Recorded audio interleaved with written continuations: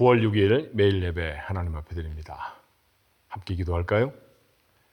능력이 되시는 하나님, 우리의 삶에 다가오는 수많은 문제와 어려움들도 우리에게 허락하시는 하나님의 놀라운 능력으로 이기게 하시는 선하고 복된 하나님을 믿습니다. 그 믿음으로 오늘도 하나님 앞에 나섭니다. 어떤 때는 감격과 기쁨으로 하루를 받을 때도 있지만 어떤 때는 참 부담스럽게 걱정과 근심으로 그 하루를 시작할 때가 있습니다. 그러나 주여, 오늘 시간에도 우리 앞에 놓여있는 그 시간이 얼마나 엄중하고 얼마나 어렵든지 저희들은 하나님을 믿는 믿음으로 섭니다. 그 시간 안에 담겨 있는 사건, 사람, 문제가 아니라 하나님께 주목하는 귀한 지혜가 저에게 있게 하옵소서. 말씀을 통해 새 힘을 얻기를 원합니다. 이 말씀으로 하나님 앞에 나서서 오늘도 승리하는 우리 가족 모두가 되어지게 축복하옵소서. 예수님의 이름으로 간절히 기도하옵나이다. 아멘. 함께 부를 찬송 336장입니다. 환난과 핍박 중에도 세상을 살아가면서 환난과 핍박이 참 많죠. 그러나 하나님의 도우심으로 이길 것입니다. 함께 그런 믿음으로 우리 하나님을 찬송하십시다.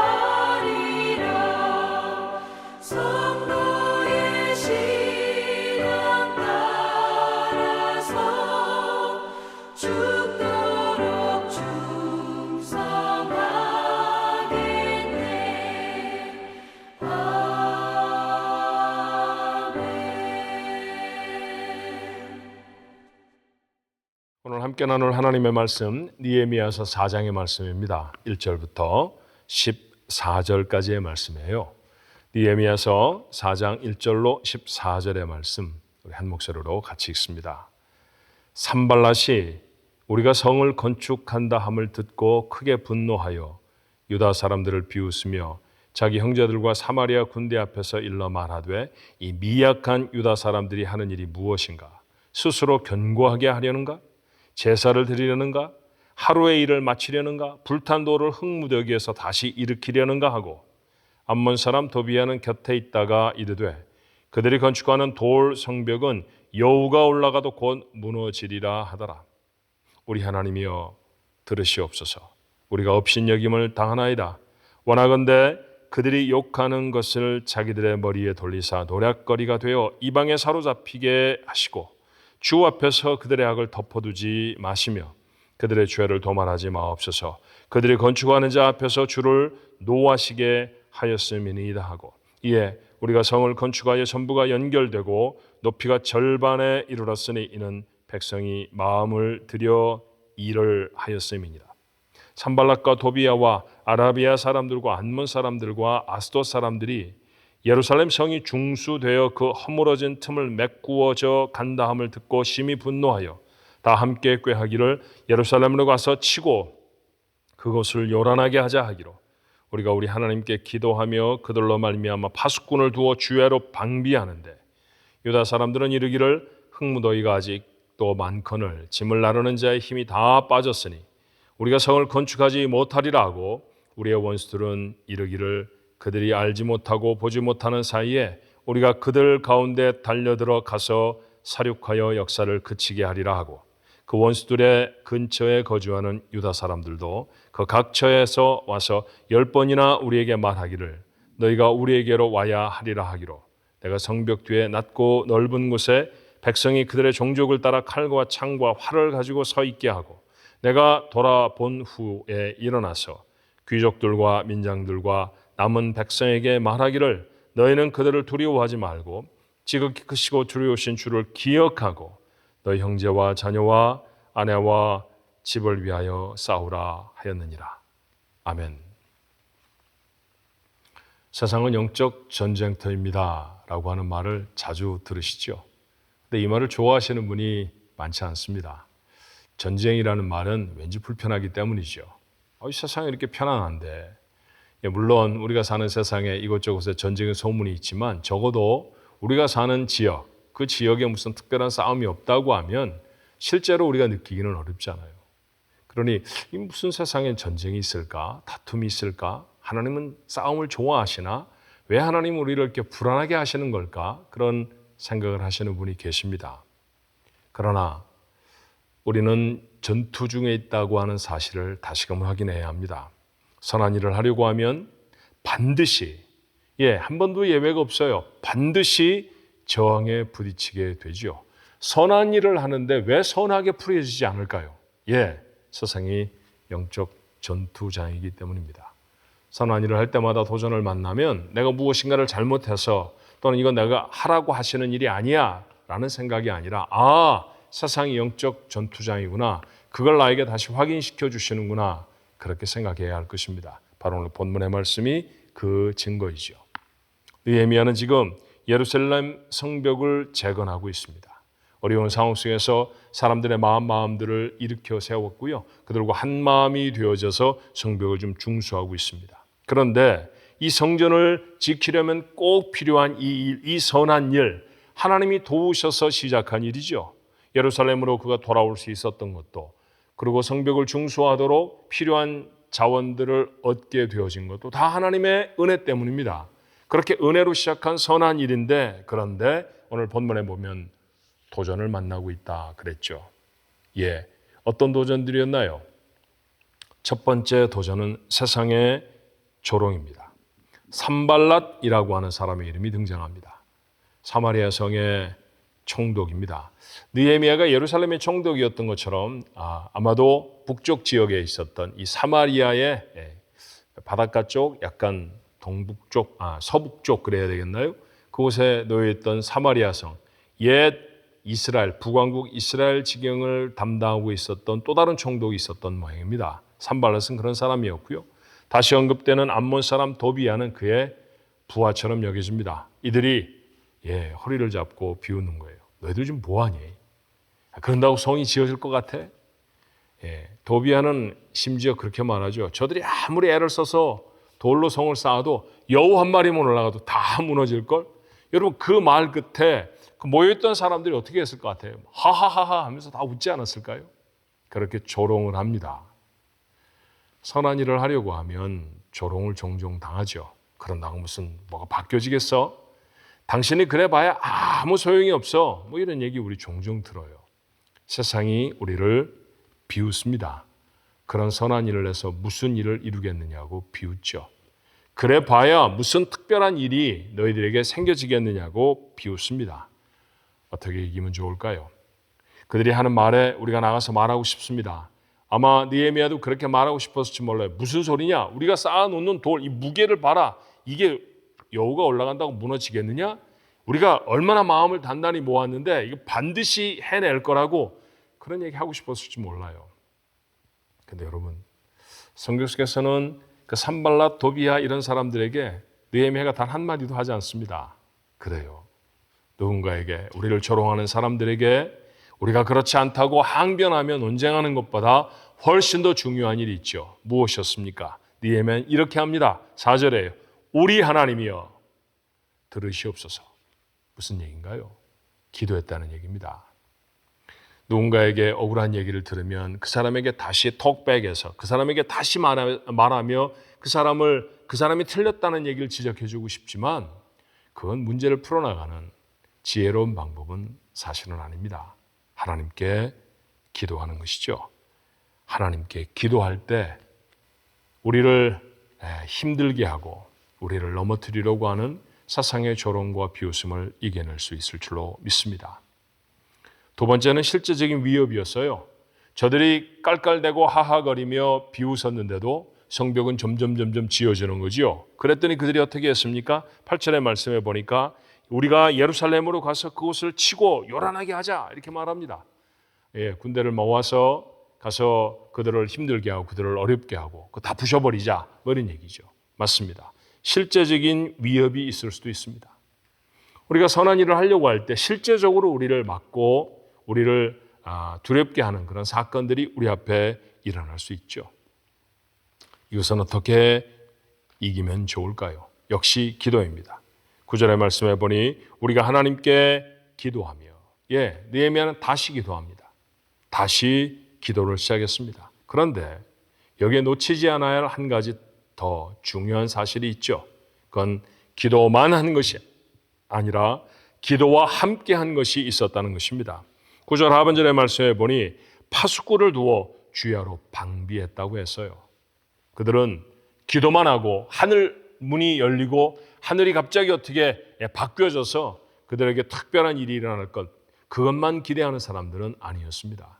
자신의 삶의 자리에서 할 수 있는 최선을 다하는 것이죠. 그렇습니다.